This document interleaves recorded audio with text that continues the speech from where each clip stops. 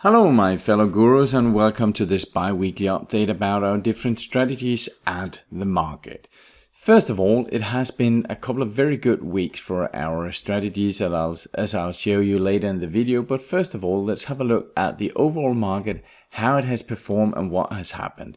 Here we have the S&P 500 and the last couple of weeks here we have seen a downturn in the market.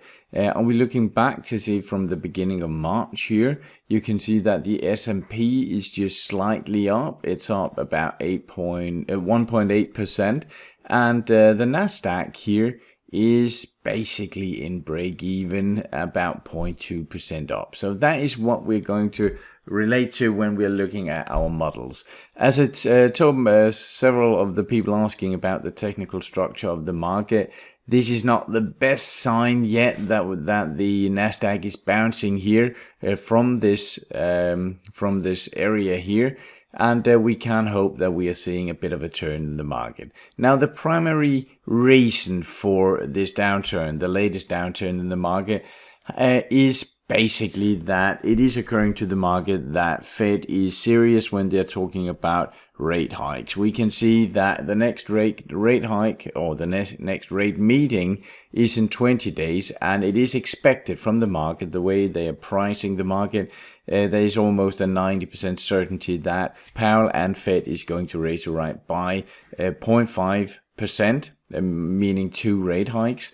Fed has been saying in the beginning of the year that they would expect around 7 hikes, meaning 1.75% hike this year in interest rates. But if we're looking at what the market expects, we can see that they're just barely pricing in the possibility of only 7 hikes here. There is a lot more to be expected if you ask the market. They are expecting 9, 10, maybe 11 rate hikes this year. And that is what is keeping a lid on the market right now. If we're looking at the interest charts here, we can see that the direction is basically upwards. However, just the last 2-3 days here, there's been a bit of pressure downwards. But basically, if we're looking at the weekly chart here, the overall direction is upwards.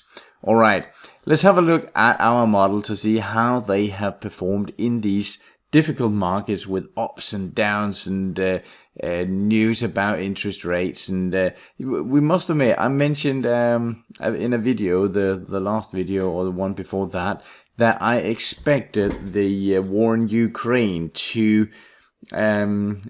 lose a bit of ground in the media coverage, and that is exactly what has happened. It is still an important topic, but it's not really something that is controlling the market as it was in the beginning of the war. It is as if the investors are pricing it in, or they have priced it in, and therefore it's not really moving the market as much as you could believe. There is something in the oil market that is moving, but that is mainly due to COVID fears from China. But looking at the different models, we have the 3 stock models up here: weekly, monthly and quarterly momentum. They're all based on the same core principles. But, of course, the weekly momentum is reallocating once per week. And that can be a good thing once in a while. But, of course, there are some trading costs that will affect this strategy. They are not in this summary here.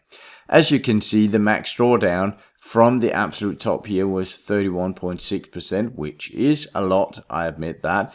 But as I said here, when we had this large drawdown, if you were to put more money into your trading account, this might be the time, because what we often see after these huge drawdowns is that the model starts to just creep up slowly. Year to date is still 13.7% down, which is not great.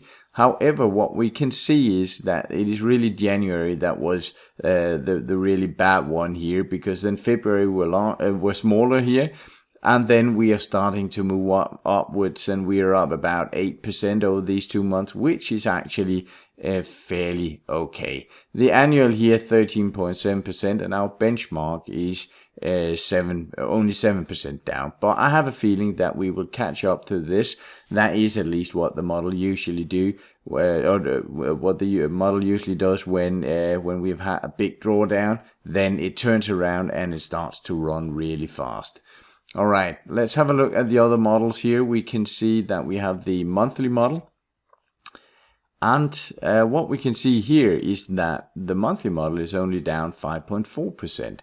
And that is one of the reasons why I actually like the bit longer models, the monthly and especially the quarterly momentum model. That is that you're not shifting so quickly around in the stocks. You're giving them a bit room to breathe. And what we can see here in the monthly model is that, again, it had a couple of bad months here in the beginning, but it's actually up 13% just over the last couple of months here. And you can see the annual minus 5.4%, but the benchmark still minus 7.25, meaning that we are actually in a positive difference right now, as we were last year, where we beat the market with 10%. So yeah, as you can see, the drawdown is moving upwards a lot quicker here, so that is very positive to see. All right, the last one of the stock models is the quarterly momentum, which is my preferred. It is still down 9.9% this year. But again, we can see that it has just been turning a bit slower, and that is because it reallocated here in the 1st of April. So it got a bit of the turn here at the end of the March, but then it is really starting to move quickly now. We are still in the negative compared to the annual return to the benchmark, but that will, I guess, here in April or in May, it will have turned around. That is my guess anyway. All right, the two last models here, the ETF strategy and the ultimate dual momentum, both based on ETFs, and they are both struggling a bit. Let's see here. We can see that the year-to-date return is actually down 5.3%. It is not too often that we see the ETF strategy with a drawdown larger than some of the stock models, but that is how it is right now. We can see it start to move up, then it has taken a turn down, and my guess is that we'll be moving up from here, but of course in this market anything can happen. This year it is all red. However, last year when we had a rough patch at the end of the year, it was all green. So that is a possible hedge towards the normal stock strategies. So again, they're struggling a bit, but they will get back. They have done so over the last many years.